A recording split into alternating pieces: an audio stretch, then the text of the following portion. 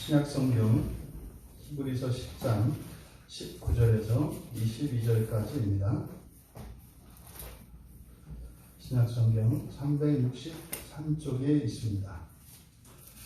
히브리서 10장 19절에서 22절까지 우리 같이 한 목소리로 함께 읽겠습니다. 그러므로 형제들아, 우리가 예수의 피를 힘입어 성소에 들어갈 담력을 얻었나니 그 길은 우리를 위하여 휘장 가운데로 열어놓으신 새로운 살 길이요, 휘장은 곧 그의 육체니라. 또 하나님의 집 다스리는 큰 제사장이 계심에 우리가 마음의 뿌림을 받아 악한 양심으로부터 벗어나고 몸은 맑은 물로 씻음을 받았으니 참 마음과 온전한 믿음으로 하나님께 나아가자. 아멘. 하나님께 나아가자. 19절에서 이제 그러므로 라고 밝히고 있는 것은 이제 10장의 1절에서부터 18절까지 바로 앞에 18절까지 하였던 모든 내용의 결과에 대해서 말씀하려고 하는 것임을 밝힙니다. 18절까지 이 내용이 이러이러했기 때문에 그러므로 그러면 바로 앞에 18절에서 우리에게 이제 다시 죄를 위하여 제사 드릴 것이 없다. 그러니까 죄를 뭐 이렇게 용서받기 위해서 우리들이 제사를 드리거나 해야 될 필요가 없다. 이것을 바꿔 말하면 자유를 얻었다. 이렇게 말씀을 드렸습니다. 우리가 자유를 얻었습니다. 자유를.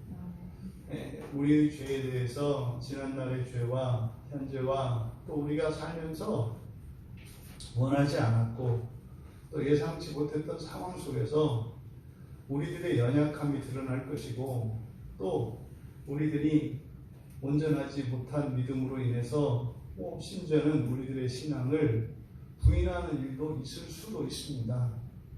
그런데 그러함에도 불구하고 그것으로 인하여 우리가 받아야 할 벌은 없는 거죠. 예수님께서 모든 것을 이루어 놓으셨기 때문에 그래서 우리들은 자유를 얻었습니다. 그것이 그리스도께서 이 땅에서 이루시고 하늘에 오르신 지상의 지상 사역의 결과이지 않습니까?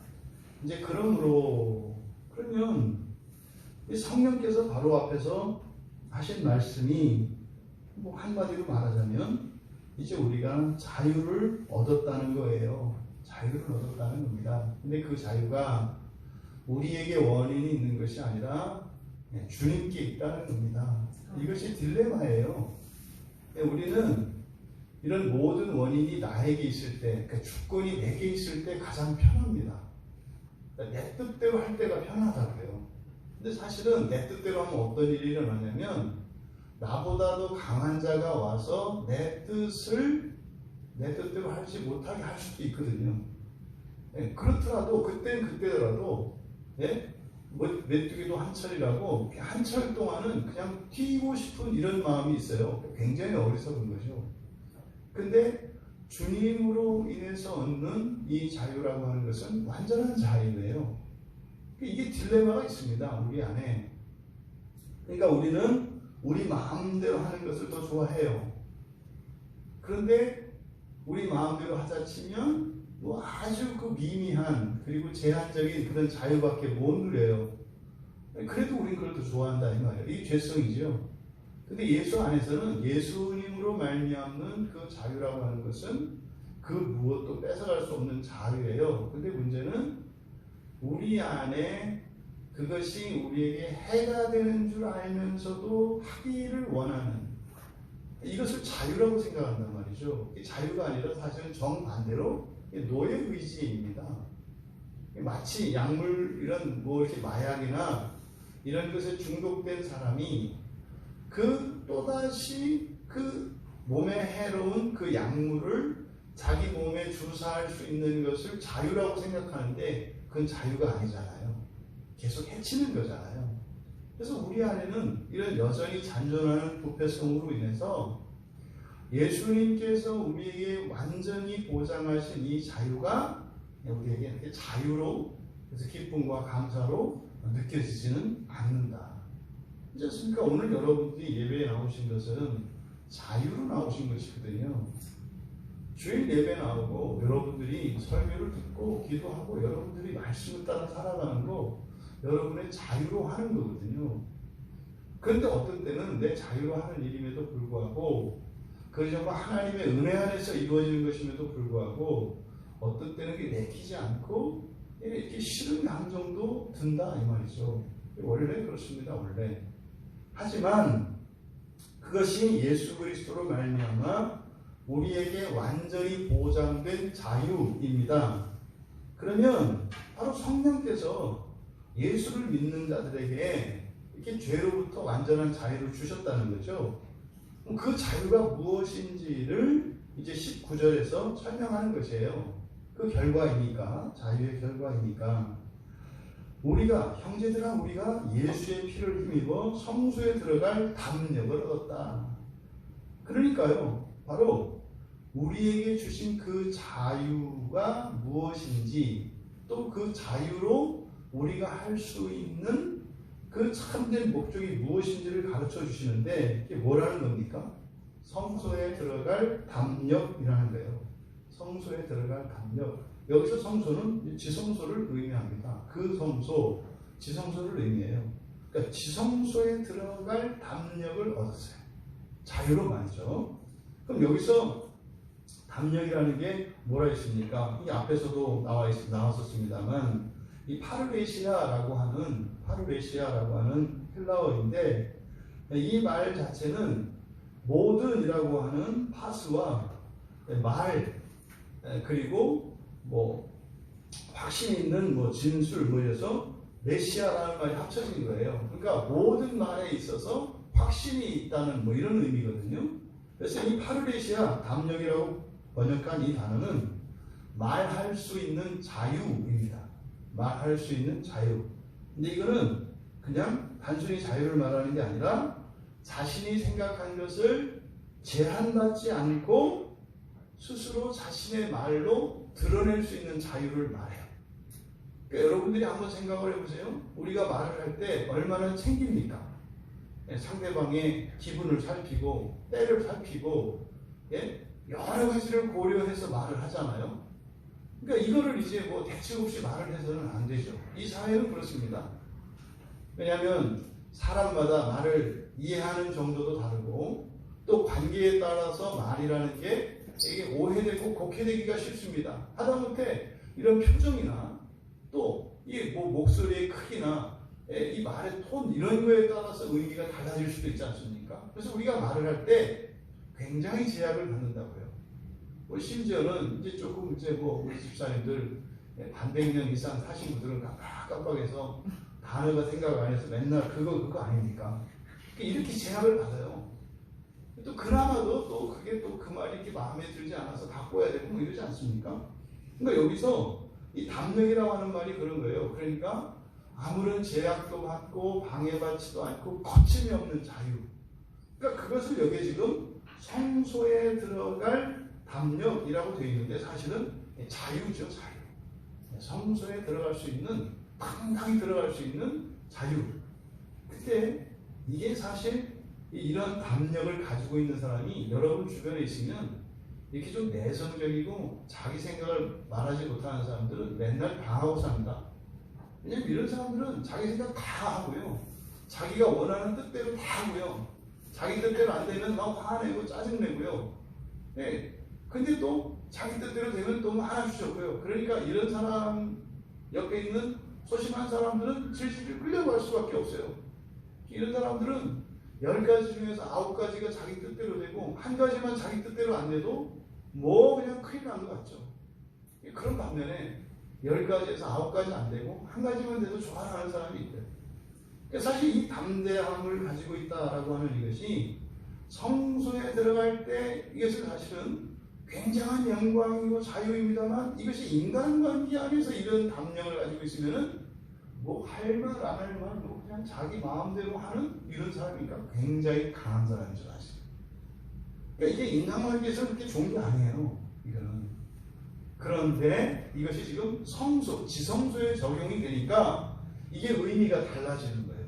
이 당돌함이 이게 지성소와 관련된 대제사장에게 있는 이 대제사장에게 그 지성소를 들어갈 때 그 담력이라고 하는 것은 사실은요 엄청난 것이고 이건 상상도 할 수가 없는 겁니다. 여러분 구약에서 대제사장이 지성소에 들어가는 것은 1년에 하루지 않습니까? 하루. 그런데요 대제사장이 이렇게 대속죄일에 들어갈 수는 있습니다만 들어가기 전에 물로 씻어서 몸을 정결케 하고 또 속죄하고 이런 여러 가지 정결규례와 속죄의 과정을 거쳐서 들어간다고요.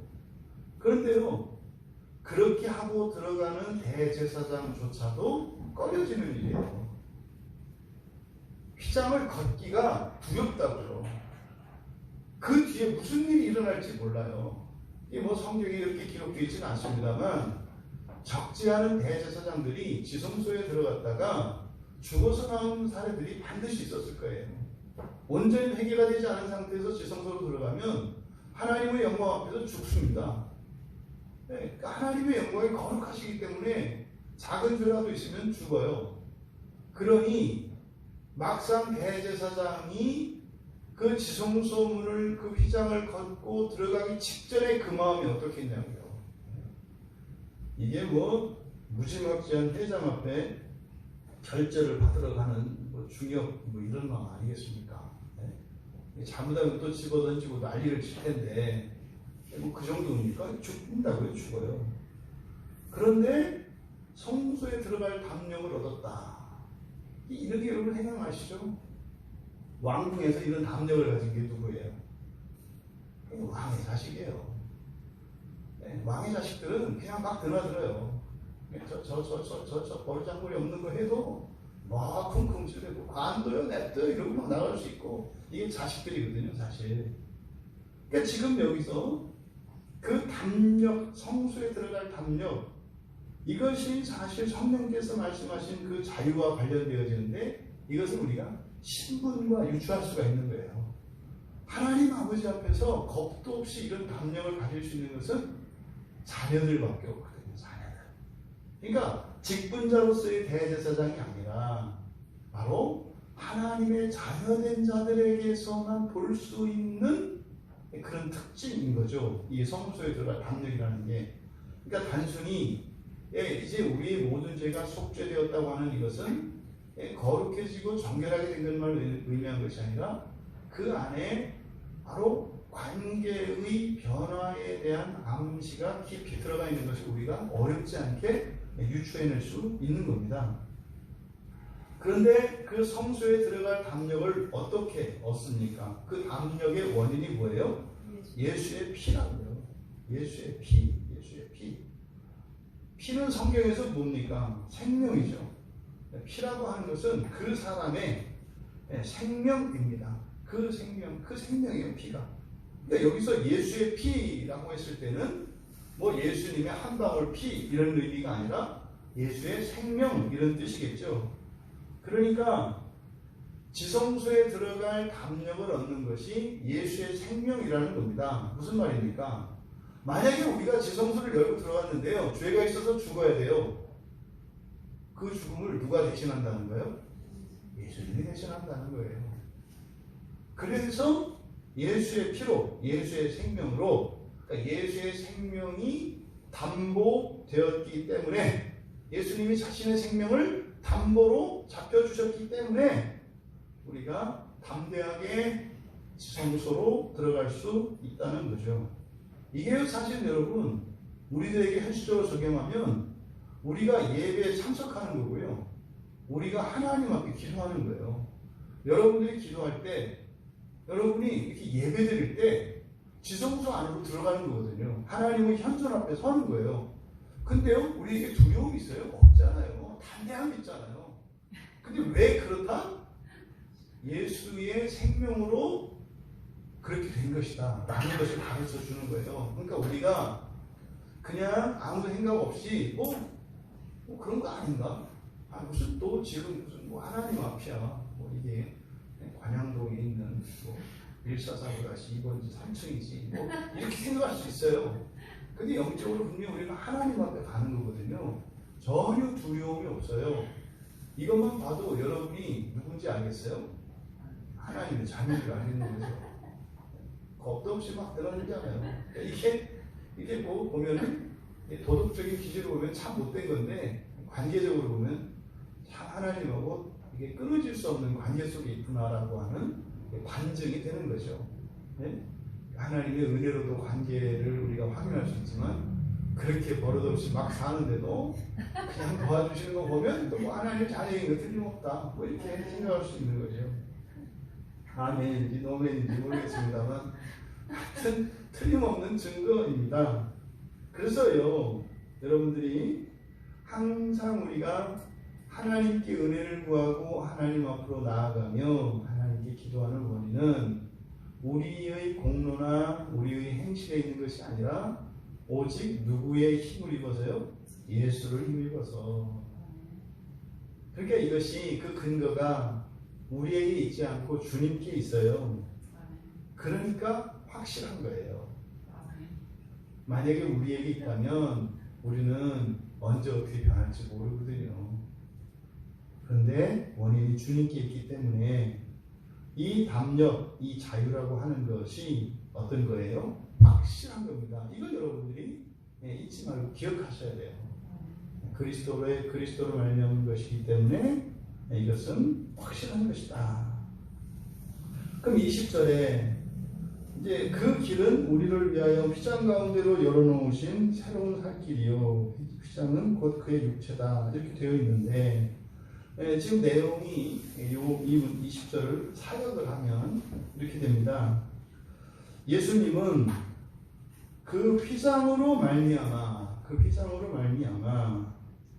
예수의 피를 우리에게 새롭고 살아있는 길로 세우셨다. 그 휘장은 곧 그의 육체다. 이렇게 돼요. 지금 20절에 있는 내용은 예수님이 휘장이시라는 거예요.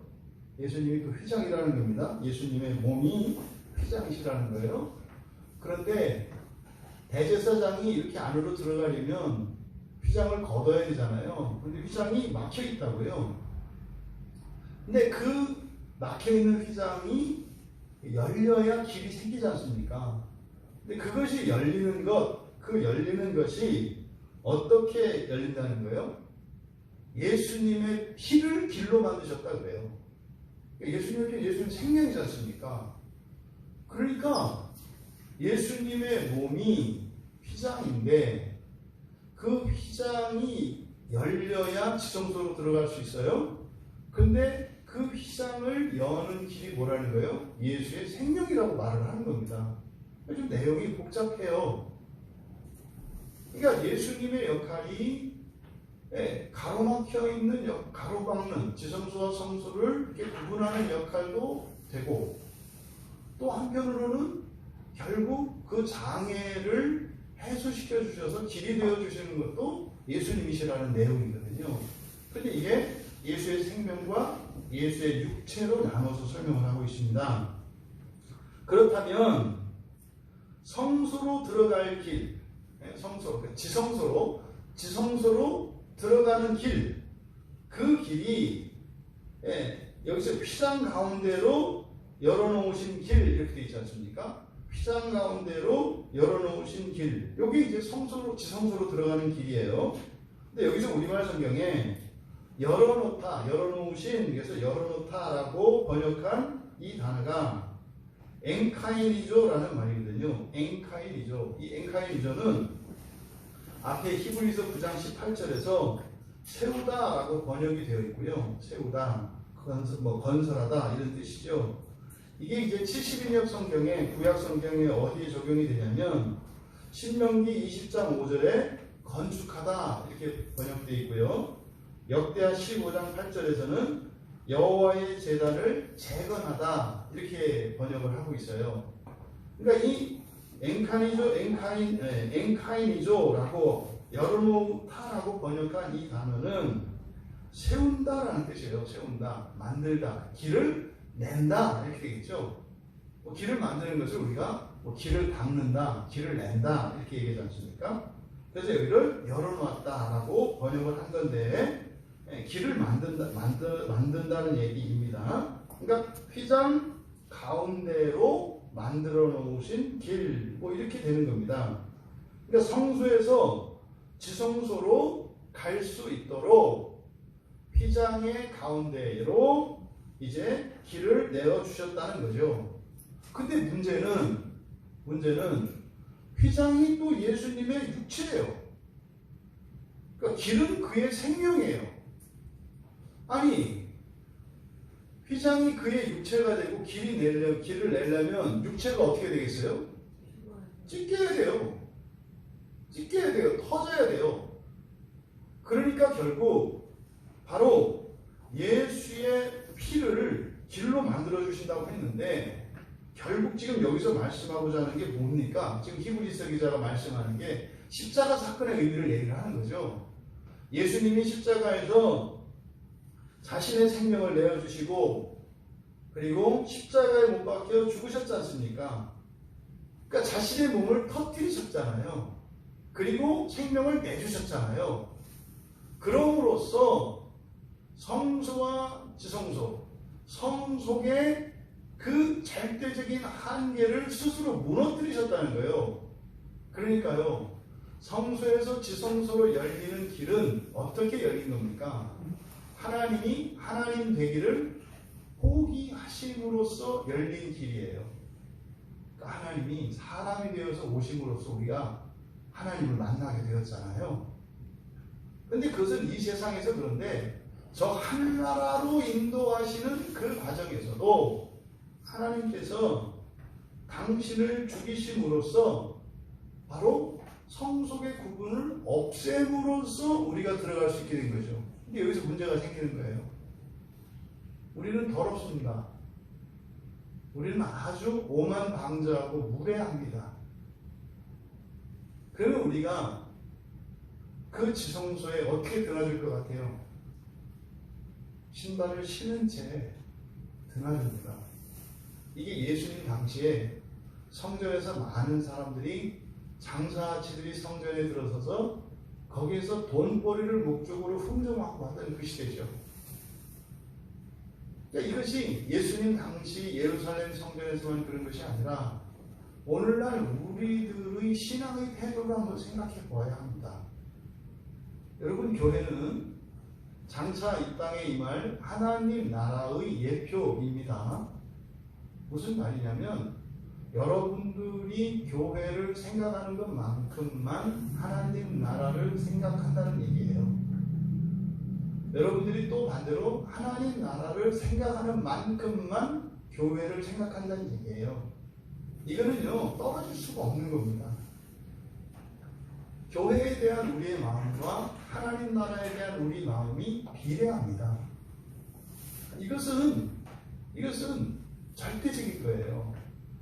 그러면 지금 여기서는 예수님께서 당신의 몸을 터뜨리시고 십자가에 죽으심으로 그 지성소에 예수를 믿는 자라면 누구든지 담대하게 들어갈 수 있도록 해주셨다고 하는데, 그 자유로 우리는 어떻게 살고 있는가, 우리를 돌아보자 이 말이에요.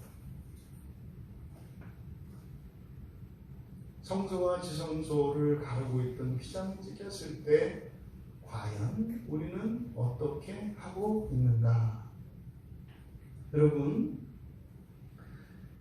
누구나 다 이제는 지성소 안으로 들어갈 수 있어요. 대제사장도 벌벌벌 떨던 그곳을 담대하게 들어갈 수 있게 되었어요. 그래서요. 거기에서 우리는 어떤 유익을 얻습니까? 거기서 하나님은 우리에게 어떤 대우를 받습니까? 휘장이 찢기기 이전보다 휘장을 찢기고 나니 하나님의 백성들이 하나님을 더욱 사랑하고 하나님을 더욱 찬양하며 하나님을 닮아가며 거룩해지기를 애쓰고 그렇게 간절히 원하고 있습니까? 그렇게 안 일어나요. 그렇게 안 된다고요. 누군가가 여러분을 용서하면 우리가 그 은혜에 감사하고 그 이후로는 또 다른 잘못을 하지 않도록 더욱 마음을 기울이고 힘을 쏟습니까? 그렇지 않다고요. 계속 용서를 하는 사람에게는 오히려 긴장감도 사라지고 오히려 예절도 사라지고 오히려 그 사람을 이전보다도 더 못되게 대하는 경우들이 많이 일어나요. 근데 사실 그리스도인들은 그러면 안 되죠. 누군가가 나의 잘못을, 허물을 이렇게 간과해주고 관용하고 이렇게 용서해주면 더 어려워해야 되는 거죠. 만만하게 볼 것이 아니라 더 감사해야 하는 것이죠. 우리들의 이런 인생살이에서 하나님에 대한 우리 태도가 과연 예수님께서 십자가에서 죽으시고 하나님과 우리 사이의 모든 장애를 해소시켜 주신 그것으로 인하여 과연 우리가 우리에게 주어진 자유로 무엇을 누리고 있는가, 우리가 어떻게 살고 있는가, 이것을 우리가 살펴봐야 하는 거예요. 지금 히브리서 기자의 말씀에 이러한 내용이 복수로 깔려 있어요. 그래서 그 길이 어떤 길인지를 지금 설명을 하는데, 성소로 들어갈 길은 바로 휘장 가운데로 만들어 놓으신 길이에요. 근데 그 길이 어떤 길이냐? 새로운 길이라고 되어 있습니다. 새로운 길. 그리고 살 길이라고 되어 있어요. 우리말 성경에서는 그냥 이것을 붙여서 그 길은 휘장 가운데로 열어놓으신 새로운 살 길이요 이렇게 되어 있습니다만, 이것을 하나하나 우리가 따로 생각을 해봐야 되는 거예요. 그래서 첫 번째로 휘장 가운데로 세우신 길, 또 두 번째는 새로운 길인데, 여기서 새로운이라고 번역한 것은 이게 성경에서 새로운이라고 하는 대표적인 두 단어가 카이노스하고 네오스예요. 카이노스는 질적으로 다른 것이고 네오스는 같은 것이지만 최신 것, 새 것이라는 의미라고 했지 않습니까? 근데 여기에 새로운이라고 번역한 것은 둘 다 아니고 전혀 다른 뜻입니다. 여기서 지금 새로운이라고 번역한 것은 프로스판토스라는 말이에요. 이게 프로스판토스라는 말인데, 이 프로스판토스는 언제 쓰는 말이냐면 제물에 쓰는 거예요. 제물. 그러니까 그 동물들, 그러니까 제물에 사용하는 말이에요. 그러니까 제물들에게 쓰는 말인데, 지금 갓 잡은 이런 뜻이에요. 갓 잡은, 지금 막 잡은. 여러분들이 이런 동물을 이렇게 도축하는 것을 보시면 그게 사실은 무슨 의미인지 와 닿거든요. 그러니까 소나 돼지나 이런 염소나, 뭐 돼지는 아니죠. 제물을 쓰지 않으니까. 이런 것들을 딱 잡으면은요,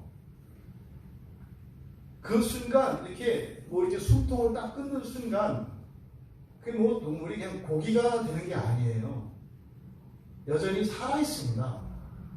여전히 살아있어요. 심지어는 이게 사지를 가르고 이렇게 나누어도요, 이게 살아있다고요.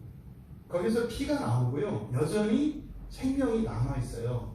그러니까 지금 여기서 새로운 길이라고 하는 것은 핏기가 가시지 않은 이런 의미로 이해하셔야 돼요. 그러니까 여기서 말씀하고자 하는 의도가 뭔지 아시겠죠? 그 길이라는 게 드디어 장벽이 허물어져서 갈 수 있게 됐다. 와! 남한과 북한이 오랫동안 남북으로 분단되었었는데 이제 남북이 통일이 되어서 길이 열렸다. 여러분, 길이 열렸을 때 비무장지대 안에는 온통 지뢰가 있습니다. 지금 여기서 새로운 길이라고 하는 것은 핏기가 가시지 않은 길이에요. 언제까지? 이건 영원이에요. 주님 오실 때까지. 우리가 주님의 보좌 앞으로 나아갈 때 그 길을 우리가 꼼꼼히 살펴보면 그 길이 어떻다고요? 예수님의 핏기가 여전히 되어 있다고요. 여전히.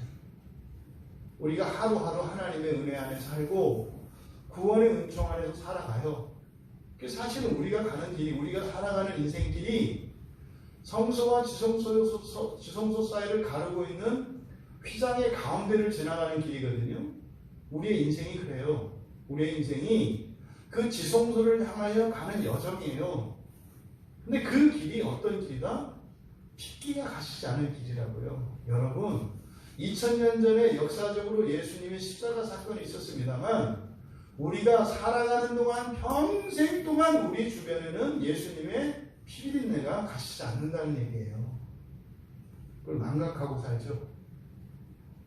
2000년 전에 일어난 과거의 사건으로서 그 끔찍한 그 장면은 나와 상관이 없다고 생각하는 거죠. 히브리서 기자가 지금 그렇게 얘기를 하는 거예요. 아니다. 네가 정말 예수를 믿고 그 하나님 나라의 소망을 두고 살아가고 있지 않느냐. 네가 집에 있든 밖에 있든 뭐 일을 하러 가든 놀러 가든 예배를 드리러 가든 누구를 만나러 가든 그 길은 휘장 가운데로 예수님이 당신의 생명으로 내어주신 길인데 그 길은 여전히 핏기가 가시지 않고 예수님이 방금 죽은 것처럼 너희들이 살아가는 삶이 그런 길이다 라고 히브리서 기자가 말씀하는 거예요. 게다가 여기서 지금 살 길 이렇게 되어 있는데 이게 다분히 우리의 입장에서 지금 번역을 한 거죠. 휘장 가운데로 열어놓으신 길, 우리가 가야 될 길이잖아요. 그리고 새로운 길, 없던 길이니까 생겨났다. 뭐 이렇게 우리 입장에서 번역을 한 거예요. 살 길 맞죠? 그 길로 가야 사니까. 근데 이게 살 길이 아니에요. 현재 분사입니다. 살아있는 길이에요. 지금 히브리서 기자가요. 여기 20절에서 말씀하고자 하는 바가 뭡니까? 예수를 믿고 살아가는 우리의 인생길이 아직도 예수님의 체온이 가시지 않은, 그리고 예수님의 피가 낭자한, 그리고 지금도 살아있는 그 사이로 지나간다는 거예요. 예? 마치 도마가 예수님의 그 참자국, 그 못자국에 그 손으로 넣어봤다 그래요. 여러분, 도마의 손끝에 예수님의 체온이 느껴졌을 겁니다. 그리고 살 속에 손가락을 집어넣었으니 예수님의 핏기와 예수님의 물기가 느껴졌을 겁니다. 도마만 그런 것이 아니라 우리가 그렇게 살고 있다는 것을 히브리서 기자가 말씀하려고 말씀하시는 겁니다. 그런데 그때 통과해야 할 휘장, 지나가야 할 그 휘장, 그것은 그의 육체다. 그런데 보통 예수님의 육체를 나타낼 때 성경에서 사람의 육체를 나타내는 말이 두 개가 있습니다. 하나는 소마라는 말이고 하나는 사륵스라는 말이에요. 이 사륵스라고 하는 것은 죄성을 가진 인간의 몸, 심판의 대상으로서의 인간의 몸을 가리킬 때 사륵스라고 합니다. 이 부정한 것이고요. 죄가 있는 거예요. 근데 인간을 나타낼 때 인간의 존재론적인 측면에서 소마라고 하는 것은 보통 영혼과 육체를, 인간의 존재를 나타내는 말이에요. 그래서 이 소마는 인간의 전인을 나타내고 그리고 구원받은 그리스도인들, 그래서 긍정적인 의미로 사용되는 게 소마입니다. 예수님께는 주로 소마로 쓰인다고요. 그런데 여기서는 사륵스를 쓰고 있어요. 사륵스. 그럼 이제 이런 거 가지고도 사실은 투집 잡을 수 있는 거예요. 신학적으로. 왜요? 예수님은 죄 없으신 분이다 그러잖아요. 여러분, 예수님이 죄가 있으세요? 없으세요? 신학적으로는 없다고 해요. 그때 죄는 어떤 의미입니까?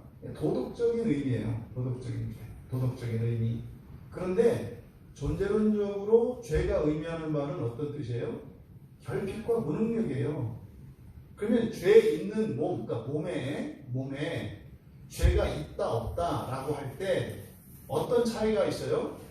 죄 없는 몸은요 다치지를 않아요. 죄 있는 몸은, 죄 없는 몸은, 죄 있는 몸은 어떻게 돼요? 다치고요, 때리면 아파요. 쇠붙이나 이런 거에 찔리면 피가 나고요, 심하게 넘어지면 뼈가 부러져요. 이게 죄 있는 몸이에요. 그러니까 예수님의 몸은 죄가 있습니까? 없습니까? 있는 거예요. 만약에 예수님의 몸이 죄 없는 몸이라면요, 십자가에 못 박히실 때요, 그냥 무덤덤하세요. 예? 창으로 찔려도 그냥 무덤덤하시라고요. 그 끝에 이 쇠붙이가 달려있는 채찍으로 살점이 뚝뚝 떨어지는 채찍질을 할 때도 예수님은 전혀 표정이 변하지 않아요. 그 못된 놈들이 예수님 머리에 그 크고 강한 그 가시나무로 머리에 이어서 그걸 예수님 머리에 그 가시가 박히게 했을 때 그 가시가 부러지는 거예요. 죄 없는 몸이라면. 예수님의 몸이 죄가 있다는 것은 죄를 범했다는 뜻이 아니라 우리와 똑같이 아프고요. 우리와 똑같이 목마르고요. 우리와 똑같이 허기집니다. 우리와 똑같이 지칩니다. 이게 예수님의 몸을 사룩스로 나타낸 거죠. 그러니까 이 말씀을 통해서 히브리서 기자가 우리에게 가르쳐 주시고자 하는 바, 이것을 구약적으로 적용을 해보면 바로 성소와 지성소 사이를 가르고 있던 그 휘장이 나타내는 것이 바로 사람으로 오실, 이렇게 연약한 인간의 몸으로 오실 하나님에 대한 예표라고 얘기를 하는 겁니다. 실제로 그 지성소를 가리고 있는 그 휘장은 사람의 힘으로 찢을 수 없을 만큼 강하게 만들어져 있습니다. 그런데 그것도 어차피 실로 짠 거예요. 아무리 두껍고 강할지라도 실로 짜진 거기 때문에 그건 어떻게 해요? 찢어질 수밖에 없는 거죠. 시간이 오래 흐르면요, 낡고 사라질 수밖에 없는 거예요. 그러니까 그때 당시에는 그렇게 굉장히 강력하고 무겁고 두터운 그 천으로서 절대 찢어지지 않을 것처럼 되어 있었지만, 사실은 하나님께서 그렇게 휘장을 실로 짜서 만들려고 하시는 것은 뭐예요? 언젠가 그 장벽을 허물어버릴 것이라는 거, 찢어버릴 것이라는 거, 그 암시가 그 안에 있었다는 거죠. 그러면 지금 여기서 히브리서 기자가 그 휘장이 예수님의 몸이라고 했으니까 그럼 결국 뭡니까? 하나님이 찢기실 것에 대한 예언인 거예요. 하나님이 찢기시고 죽임을 당하실 것이라는 계시. 이것이 에덴 동산에서 아담에게 주셨던 계시라니까요. 너 이거 먹으면 반드시 죽으리라. 누가 죽어요? 하나님이 죽어요. 그때 죽음에 대한 선언은 너 죽일 거야, 이 이야기가 아니에요. 너도 죽음을 맛보겠지만 그러면 죽어서 저 세상으로 가니 그것을 다시 구원하려면 하나님도 죽으셔야 되는 거예요. 이것이 지금 휘장을 예수님의 몸이라고, 육체라고 말씀하는 히브리서 기자의 의도인 겁니다. 그러면 구약에서 대제사장의 입장에서 이제 새로운 우리가 이해를 가지게 되는 거예요. 그러면 구약의 대속죄를 드리는 대제사장의 입장이 되어서 여러분들이 생각을 해보세요. 여러분들이 이제 성소에서 지성소로 들어가려고 딱 그 휘장 앞에 섰어요. 그때 대제사장인 여러분이 느꼈을 것이 뭐겠습니까? 두려움이에요. 두려움과 한계. 그 휘장 앞에서 그걸 느꼈겠죠. 그런데 사실은요, 바로 그 휘장을 바라보고, 그러면 그리스도에 있는 우리가 이제 그 휘장 앞에 섰을 때 우리들은 대제사장들이 느꼈던 그것과는 다르겠죠. 우리는요, 거기에서 바로 하나님이 그 휘장처럼 사람으로 오셔서 당신을 터뜨리시고 우리를 위하여 길을 내어주실 것이라는 것을 알기 때문에 거기서 두려워하고 좌절하고 낙심하고 염려할 것이 아니라 우리는 어떻게 해야 돼요? 감당할 수 없는, 헤아릴 수 없는 그 하나님의 사랑과 은혜 앞에서 우리는 탄식해야 돼요. 그 하나님의 사랑을, 그 하나님의 은혜를 우리가 어떻게 감당할 수 있겠습니까? 정말 너무 사랑이 커서 숨 막힐 정도로 우리의 가슴이 답답해지는 거죠. 왜요? 하나님의 그 큰 사랑을 알겠어요. 그런데요, 내가 거기에 감동을 받고 끌려가지 않아요. 여전히 고집스럽게 나의 뜻을 주장하고 나의 정욕을 이 세상에서의 삶을 더 사랑하며 그 사랑 앞에서 그렇게 고집스럽게 살아갈 수밖에 없는 나 자신을 발견하기 때문에 하나님의 큰 은혜 앞에서 무한히 고집스러운 나의 죄로 인해서 우리가 마냥 감사만 할 수 없고 눈물을 흘릴 수밖에 없어요. 하나님에 대한 두려움이 아니라 나의 죄에 대한 이 무모함과 무한한 이것으로 인해서 하나님 앞에서 우리가 사실은 눈물을 흘려야 하는 거죠. 언제나 하나님은 소망이 없는 곳에, 절망이 있는 곳에 소망이 되어주십니다. 그리고 더 이상 길이 없는 막다른 곳에 이르렀을 때 길을 내어주십니다. 그것이 구약의 역사 속에서뿐만 아니라 예수를 믿고 우리가 오늘까지 인생을 살아오며 다 경험한 일 아닙니까? 여러분, 예수를 믿고 살아가는 인생이 휘장 가운데로 지성소를 향하여 나아가는 길인 것을 상기시켜주고 있습니다.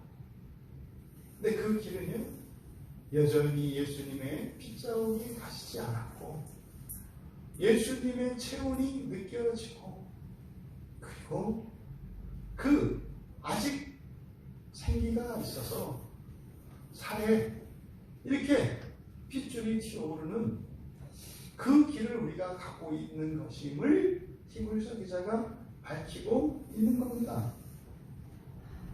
그리고 21절에서 또 하나님의 집 다스리는 큰 제사장이 계시네. 여기서 요 21절을 사역을 하면 이렇게 됩니다. 그리고 하나님의 집 위에 계신 큰 제사장으로 세우셨다. 지금 20절은 바로 휘장이신 예수 그리스도께서 당신을 터뜨리시고 당신의 몸 사이로 지성소에 나갈 수 있는 길을 내어주셔서 그리스도를 믿는 이들이 그 길을 따라 살아가게 하셨다는 거예요. 그런데 지금 21절은 그 예수님이 무엇이 되셨다? 큰 제사장인데 여기서 큰 제사장이라고 하는 것은 바로 하늘 제사, 하늘 성전을 가리키는 겁니다. 하늘 성전. 그러니까 지금 21절에서 큰 제사장이 계시매라고 되어 있는데 계시매가 아니라 세우셨다로 번역해야 된다는 거죠. 이게 지금 앞에서 19절에서 예수의 피를 힘입어 성소에 들어갈 담력을 얻었다 이렇게 되어 있지 않습니까? 그리고 나서 어떻게 해요? 길을 만들어 주셨다. 20절에서 그랬죠. 우리를 위하여 길을 만들어 주셨다 그랬잖아요. 두 번째로 또 만들어 주신 것, 그게 두 번째로 뭐라는 거예요? 큰 제사장으로, 그러니까 예수의 피를, 그러니까 예수의 생명을 하늘에 큰 제사장으로 세우셨다 이렇게 얘기를 하는 겁니다. 그러니까 예수의 생명으로 결과된 것이 두 개라는 거예요. 하나는 길, 또 하나는 큰 제사장. 그런데 여기서 큰 제사장이라는 것은 지금 우리말 성경에 하나님의 집 다스리는 이렇게 되어 있어요. 그러니까 이게요, 얼마나 사람들이 예수님을 오해하고 있는지 알 수 있는 거예요. 예수님을 자꾸 하나님 자리로 올려놓으려고 합니다. 그것이 하나님께 영광이 된다고 생각을 하는 거죠. 하나님이 다스리신다고 생각을 해요. 여러분, 지금 예수님이 이 세상을 다스리세요? 예수님이 다스리시는 것은 하나님 나라가 임하고 나서예요. 지금도 예수님은 어떻게 해요? 피 흘리고 계시다니까요. 길이 되어주셨다니까요. 우리가 죄를 지을 때마다 예수님의 피가 느껴져야 한다니까요. 예수님의 몸을 찢으신 것을 현재적으로 생각을 해야 된다니까요. 예수님은 지금 다스리는 게 아니에요. 중보하고 계시다니까요. 중보예요, 중보. 날마다 조마조마 하신다고요. 우리들의 삶 속에 어떤 시험이 다가올 때, 어떤 위기가 다가올 때 예수님은 조마조마 한다고요. 만약에 예수님이 독치하고 있다면 책임이 예수님께 가는 거 아니에요. 네? 나라가 잘못되면 누구 책임이에요? 대통령 책임이죠. 모든 잘못된 것에 책임은 대통령이 지는 거예요. 그러면 우리 인생에서 일어나는 모든 일들도 우리에게도 직접적인 책임이 있겠습니다만 예수님에게도 책임이 없다고 할 수 없는 거예요. 예수님이 다스리신다면 그거밖에 못 다스려요.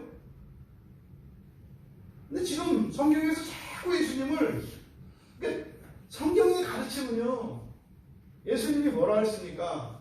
포도주 한 잔도 안 드신다고 그랬어요. 하늘 보좌에 앉으신 게 아니라 어디에 앉으셨다고요? 보좌 우편이라고 했다잖아요. 하나님의 자리에 아직 오르지 않으셨어요. 일부러요. 여전히 여러분들이 오빠요, 우리 형으로 계시다니까요. 여전히 우리 중보자로 계시다니까요.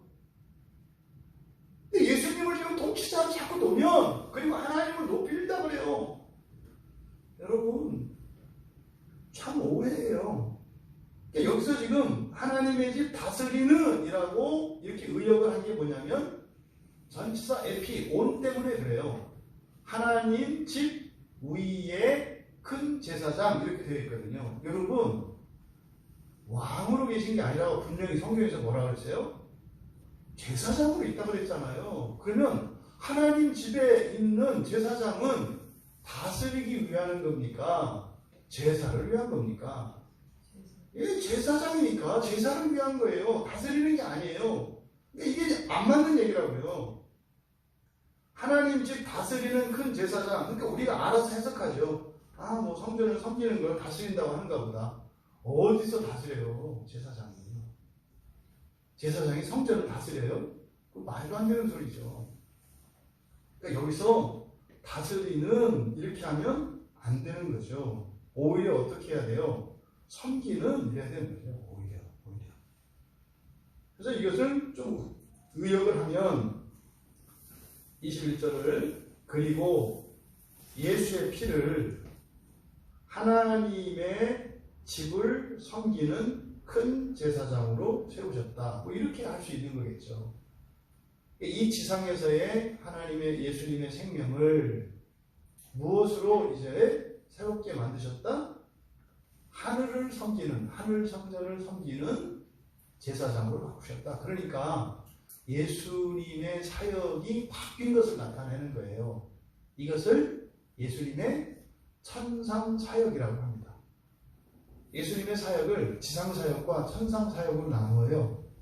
예수님이 이 땅에서 메시아로 사셨던 것, 이것은 십자가에 죽으시고 3일 만에 살아나시고 40일 동안 제자들과 함께도 사시다가 승천하신 것까지, 이것을 지상 사역이라고 해요. 근데 지금 20절에서 밝히는 내용은, 21절에서 밝히는 내용은 뭐예요? 예수님이 여전히 제사장으로서 우리를 도우시는 중보자의 사역을 하고 계시다는 걸 얘기하는 거죠. 그런데 지금 어디예요? 영역이 바뀌었어요. 지상에 있는 이 성전, 성소, 이것이 아니라 이제는 어디요? 하늘 성소라는 거죠. 그러니까 21절에서 밝히고자 하는 것은 뭡니까?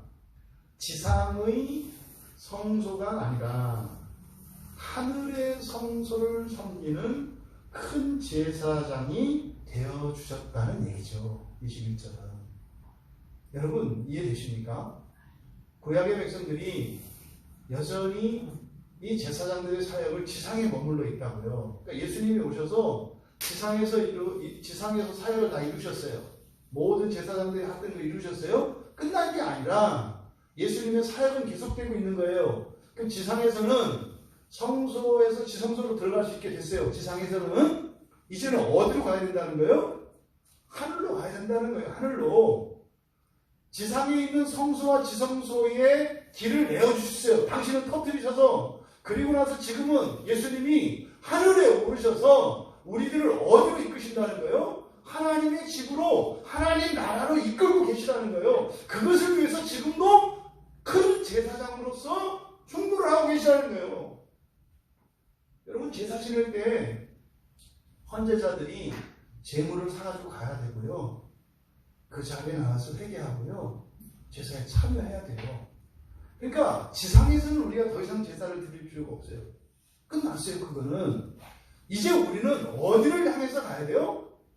하나님의 집을 향해서 나아가야 된다고요. 예수님이 지금 그 사역을 하고 있다고요. 그럼 우리가 관심을 둬야 되는 것은 예수님이 우리를 위해서 무엇을 하고 있는지 알아야 되잖아요. 히브리서 기자가 지금 말씀하는 게 그거예요. 우리를 하나님의 집으로 인도하시기 위해서 거기에서 바로 중보자 사역을 하고 있다는 거예요. 그럼 우리가 예수께 나가야죠. 예수께 나가야죠. 예수님은 이제 예수님은 이 땅을 섬기는 분이 아니세요. 이 땅을 통치하는 분도 아니세요. 지금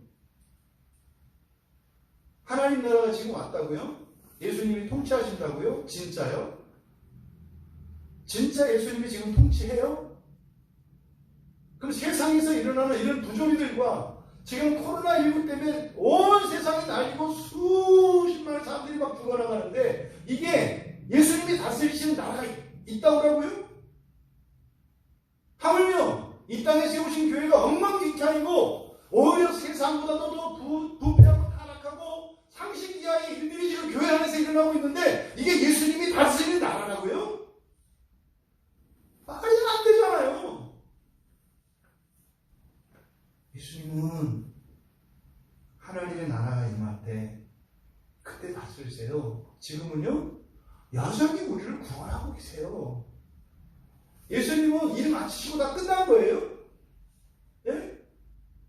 여기 지상이라고 하는 이 일터에서 퇴근하셔가지고 빛나는 영광의 옷으로 갈아입으시고 하나님 보좌에 앉으셔서 텔레비전 켜놓고 이렇게 놀고 계시는 거예요.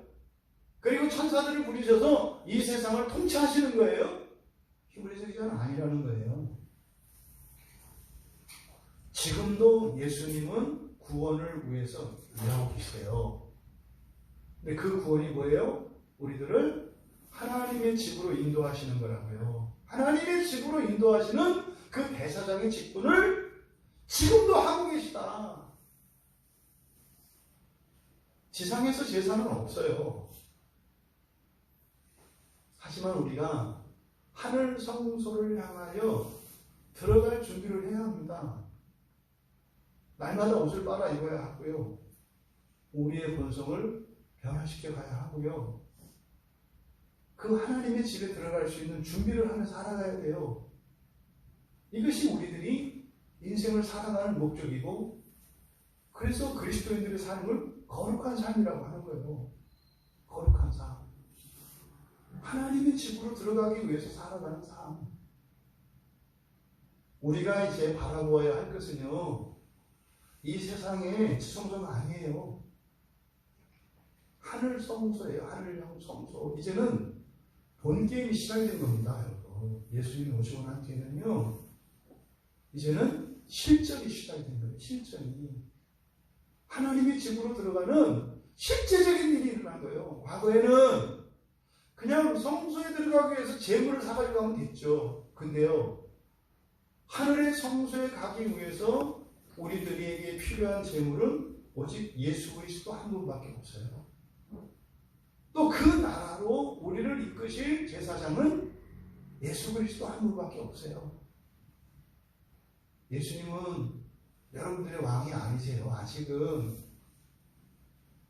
여전히 예수님은 대제사장이시고요. 지금 히브리서 기자가 이걸 강조하는 거예요. 왕권은 여러분에게도 있어요. 그래서 예수님하고 자꾸 부딪히는 거예요. 그런데요, 우리를 하나님 아버지의 집으로 하늘 성소로 인도하시는 큰 제사장은 오직 예수 그리스도 한 분이세요. 거기에는 우리가 절대적으로 매여 있어요. 대신 우리 그리스도인은요, 세상과 하나님 나라 사이에 제사장적 사명을 가지고 있죠. 그래서 그들을 위해서 기도하고 그들에게 복음을 전하고 하나님의 심판에 대해서, 하나님의 구원의 약속에 대해서 전하는 거예요. 왜요? 예수님께 나가서 하늘 성소를 향하여 살아가는 인생으로 바꾸라고. 이게 우리의 대제사장적 삶이에요. 하지만 우리의 대제사장은 예수 그리스도 한 분이세요. 그런데 왕권은 아직 실현이 안 됐어요. 여러분들도 왕이 될 거예요. 왜? 여러분이 왕족이기 때문에. 그래서 여러분의 자유의지를 꺾지 않으세요. 심지어 잘못된 판단을 내릴 때도 그렇게 하지 않는다고요. 그런데요, 제사장 직분은 안 그래요. 제사장 직분은 절대적으로 주님께 맞춰져야 합니다. 절대적으로. 이 땅에 지성소를 산다는 의미는요, 이 땅의 번영과 행복과 이런 것을 추구하는 걸 수 있어요. 그러면 하나님의 집, 하늘 성소를 추구하고 살아간다는 것은 무엇입니까? 장차 이 땅에 임할 그 나라를 목표로 하고 살아가는 것을 말합니다. 근데 이 21절, 이 21절에서 21절과 22절, 이것은 사실 앞에 우리가 살펴보았던 히브리서 4장 14절에서 16절까지와 이렇게 병행을 이루는 본문이에요. 문장의 구조가 비슷하거든요. 그래서 앞에 히브리서 4장 14절에서 16절까지 보면 그렇게 돼 있어요. 그러므로 우리에게 큰 대제사장이 계시니, 맞죠? 같은 말이에요. 승천하시니 곧 하나님의 아들 예수시라. 우리가 믿는 도리를 굳게 잡을지어다. 우리에게 있는 대제사장은 우리의 연약함을 동정하지 못하신 이가 아니요 모든 일에 우리와 똑같이 시험을 받으신 이로되 죄는 없으시니라. 그러므로 우리는 긍휼하심을 받고 때를 따라 돕는 은혜를 얻기 위해 은혜의 보좌 앞에 담대히 나아갈 것입니다. 되게 비슷하죠. 20절에서는 하나님께 나아가자 이렇게 되어 있지 않습니까? 근데 히브리서 4장에서는 은혜의 보좌 앞에 담대히 나아갈 것입니다. 이렇게 있거든요. 그래서 14절과 21절은 거의 비슷합니다. 그런데 차이점이 있어요. 4장 14절에서는 예수님을 승천하신 큰 대제사장 이렇게 표현했어요. 승천하신 큰 대제사장. 그러니까요, 지상에서 예수님이 메시아로 사실 때는 대제사장이죠. 그게 메시아가 의미하는 게 대제사장과 왕과 선지자, 대선지자 역이라고 그러지 않습니까? 그러니까 지상에서 예수님이 감당하셨던 사역은 대제사장이세요. 어떤 대제사장? 구약에 있었던 모든 대제사장들을 대표하시는 분이세요. 그래서 그들이 했던 실수와 오류들을 다 바로잡으셔서 구약에 드렸던 모든 대속죄 제사를 온전하게 하시는 역할을 하셨어요, 예수님이. 대제사장이세요. 근데 그렇게 하시고 예수님이 어떻게 하셨습니까? 승천하셨잖아요.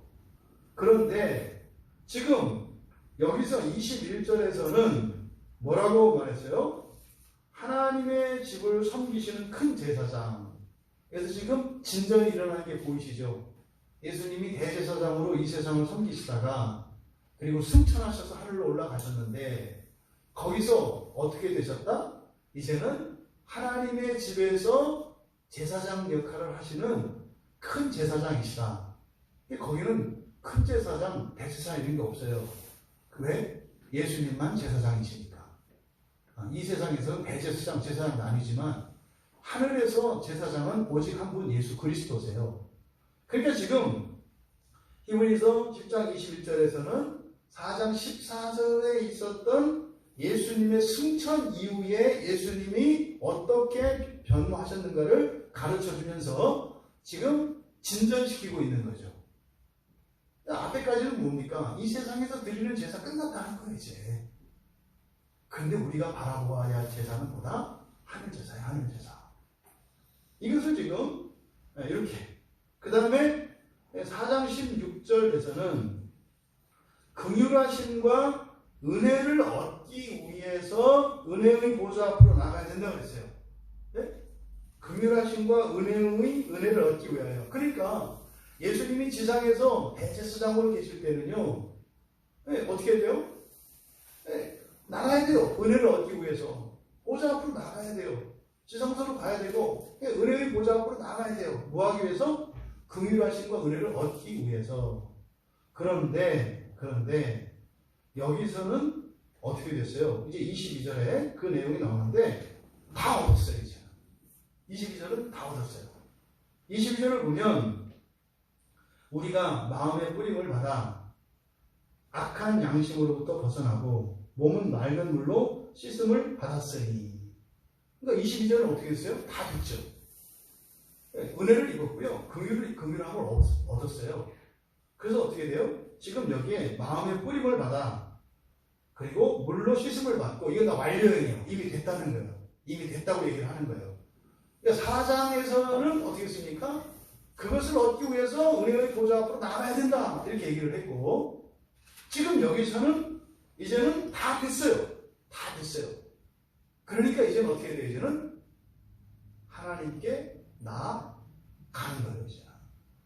그래서 지금 히브리서 안에서 이 진전, 구원의 진전과 예수 그리스도의 지상사역과 천상사역으로의 이런 진전을 우리에게 가르쳐주고 있다. 여러분, 예수님이 승천하셨습니다. 그리고 이제 하나님의 하늘의 하나님의 집에서 큰 제사장으로 섬기시는 것은 이 땅에서 하나님의 성도들이 입어야 할 은혜와 긍휼하심이 다 해결이 됐다는 뜻이에요. 다 됐다는 뜻이에요. 그래서 예수님은 다음 사역으로 넘어가셨다는 거예요. 다음 사역이 바로 뭡니까? 하나님의 집으로 우리를 인도하시는 거라는 거죠.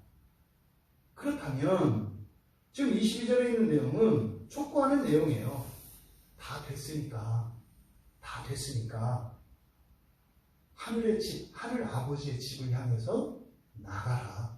거기를 바라보고 살아라. 근데 문제는 우리가 안 믿어져요.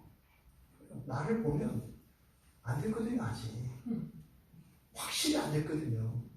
여러분, 여러분이 확신하고 있는 나와 예수님이 말씀하시는 나, 누구를 믿으시겠어요? 여러분 선택해요. 확실히 아닌 것 같은데 예수님이 그렇다고 하니까 믿어야 돼요. 왜 그럴까요? 그래야 하나님 아버지의 집으로 나아갈 용기를 얻어요. 이미 주셨는데, 자유를 주셨지만 용기가 없으면 못 나가요.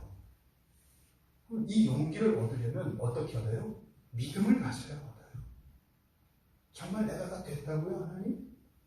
예수님이 됐다고 하신 거예요. 히브리서 기자가. 그러니까 뭐야? 그냥 가라는 거예요. 그냥 가라는 거예요. 예수님 말씀을 믿고. 그래서 이 믿음으로 나아가야 되는 거죠. 그래서 이것을 역으로 하나님께 그러면 나아가려면 어떻게 되어야 하는가 알 수 있잖아요. 첫 번째, 지금 악한 양심으로부터 벗어나고, 그러니까 마음의 뿌림을 받아 악한 양심으로부터 벗어나고, 이렇게 되어 있는데요. 악한 양심으로부터 벗어나고가 아니라 악한 양심으로부터 마음을 뿌림 받으면서 이렇게 해요. 악한 양심으로부터 마음을 뿌림을 받으면서. 이게 무슨 말이냐면 우리의 마음속에 악한 마음이 있잖아요. 우리를 해롭게 하는 악한 마음이 있지 않습니까? 그런데 그 악한 마음 악한 양심이 있지 않습니까? 그래서 그 악한 양심으로부터 우리의 마음에 이렇게 뿌림을 받아. 이게 성령의 조명이고요. 하나님의 은혜를 받는 거예요. 우리의 마음에. 그러면 이 악한 양심을 그냥 어둠이라고 이해를 해보세요. 우리의 마음속에 어둠으로 가득 찼어요. 근데 거기에 성령의 기름 부으심이, 성령 부으심이 역사해요. 이것을 마음을 뿌리받았다 이렇게 얘기를 하는 거예요. 그러니까 악한 양심을 가지고 있는 우리 마음에 성령 부으심을 받았다 이런 의미입니다. 두 번째로 몸을 씻음 받았다. 첫째는 마음을 뿌림 받았다. 두 번째, 몸을 씻음 받았다. 이렇게 되는 겁니다. 그러면 마음은 어디서부터? 악한 양심으로부터. 그리고 몸을 씻음 받았는데 무엇으로부터는 없어요. 그러니까 몸은 무엇이겠어요? 죄겠죠. 죄와 허물이겠죠. 그러니까 죄와 허물로부터 몸을 맑은 물로 씻음을 받았다. 그러니까 하나님 앞으로 나아가려면요, 우리의 마음이 악한 양심으로부터 거룩하게 정결하게 돼야 되고요, 우리의 몸이 죄와 허물로부터 정결하고 거룩해져야 된다는 거예요. 그러니까 지금 여기서 22절에 상반절에서 이야기하는 게 뭡니까? 부활이에요.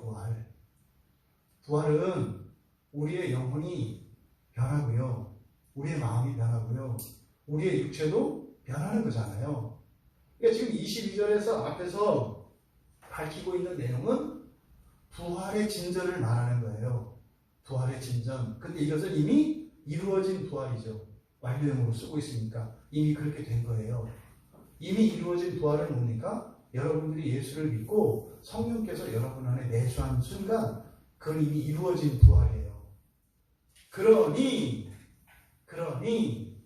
세 번째로 참마음과 온전한 믿음으로 하나님 앞에 나아가자. 여기서 참마음과 온전한 믿음으로 이렇게 되어 있는데 뭉뚱거린 겁니다. 정확하게 번역을 하면 참마음을 가지고예요. 메타거든요. 메타 알레티네스 까르디아스. 그러니까 참마음을, 그러니까 참마음이 진실한 마음이에요.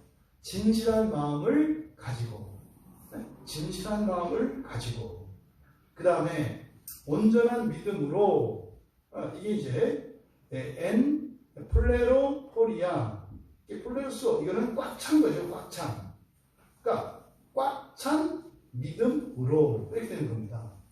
그러니까 진실된 마음을 가지고, 그리고 꽉 찬 믿음으로 하나님께 나아가자.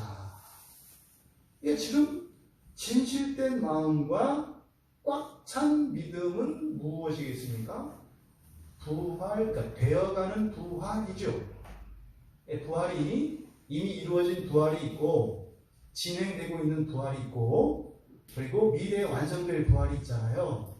그러면 지금 여기서는 이미 이루어진 부활, 우리의 마음이 거룩하게 된 것, 우리의 몸이 그렇게 온전하게 된 것, 그리고 현재적인 부활, 이것을 진실된 마음을 가지고 꽉 찬 믿음으로.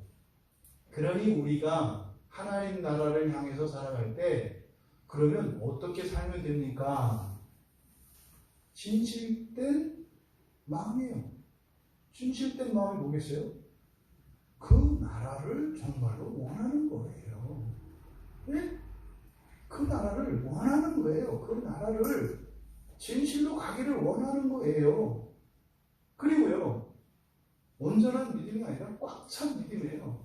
꽉 찬 믿음은 뭐겠습니까? 뭐가 꽉 차는 거예요? 꽉 찼는지 안 찼는지 어떻게 알아요? 의심하지 않는 거죠. 의심하지 않고 진실된 마음으로 사시면 된다고요. 하나님께 나아가는 게 별겁니까? 여러분 사시는 거라니까요. 우리가 살아가는 것이 바로 휘장 사이에 내어주신 그 길을 가는 게 우리의 인생 사기라고 그랬잖아요.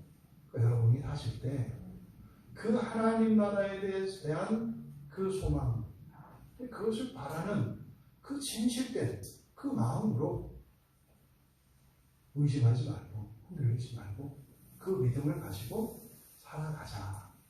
그러면 되는 겁니다. 그러면 되는 겁니다. 우리들이 지금 나아가야 할 바, 우리들이 살아야 할 바, 구체적인 지침을 우리들에게 가르쳐 주신 거죠. 그래서 이제 그 이후로도 우리가 어떻게 해야 될 것인가를 삶에 대한 지침을 구체적으로 말씀해 주고 있습니다. 여러분, 이제 우리는 하나님께 나아가는 인생인 것을 기억하시기 바랍니다.